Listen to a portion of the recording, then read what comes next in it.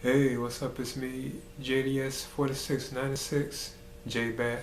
Today I'm giving a review for The Batman vs. Dracula. And this is a direct-to-video animated movie based on the TV series The Batman, which was kind of popular back in the early 2000s. I think it was like the next animated series that was after Batman the Animated Series. So it was basically a movie that's about Batman like confronting Dracula, Count Dracula himself, which is kind of interesting, because they're both kind of similar, except one is more like a evil and the other one is kind of like a hero, which is like Batman himself. Now this also had like it featured like the first like animated appearance of Vicky Vale, So that was kind of interesting to a certain extent, if you're into that kind of thing.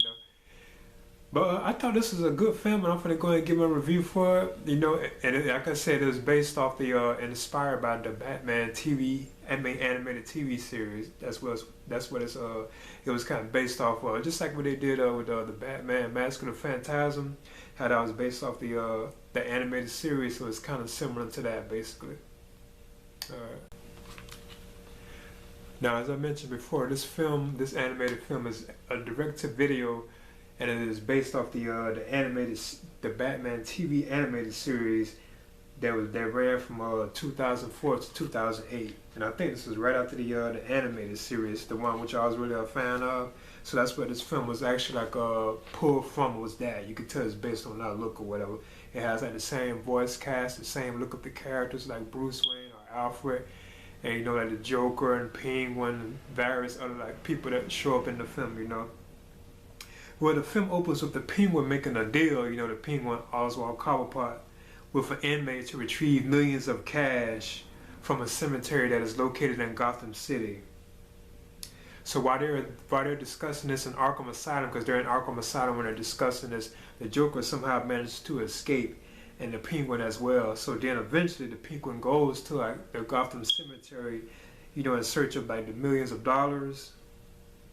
But he comes across like a coffin which has a corpse in it, and like Penguin somehow cuts his like hand, like his wrist I think it was, and like blood from his wrist like drops into like the corpse that is into the coffin, and then the corpse like comes together and like resurrects, and it turns out that the corpse is like Dracula, like a vampire or something. But then later on it's known that it turns out that it's actual Count Dracula, the Count Dracula too as well.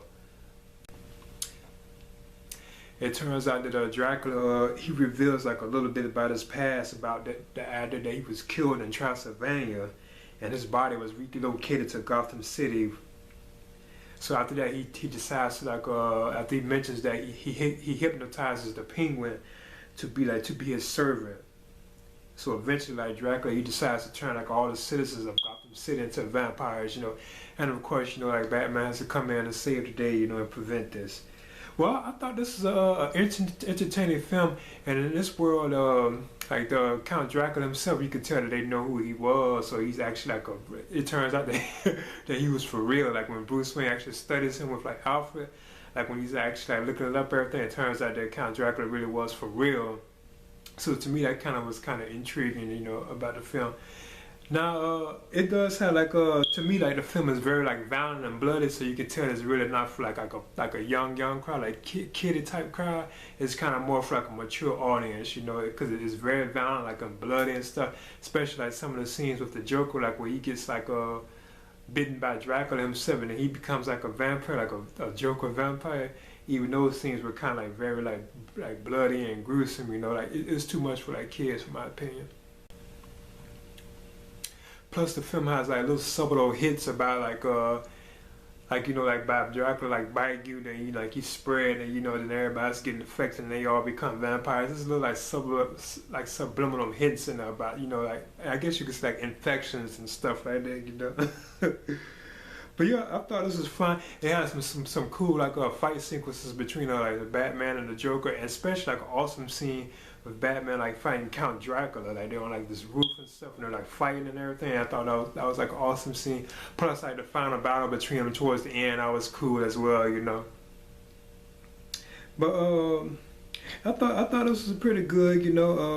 It had like this version I have of it. It has like special features on it, but I'm not going to touch on it. I'm just going to touch only on the film itself, which, like I said, was inspired by like the Batman TV series, animated TV series, not the animated series from the early '90s, but the one that was in the 2000s. So the features are the same, voice cast, the same look of it, and everything. But I would recommend this, especially if you're fans of that particular animated series, which was known as the Batman. I would recommend it.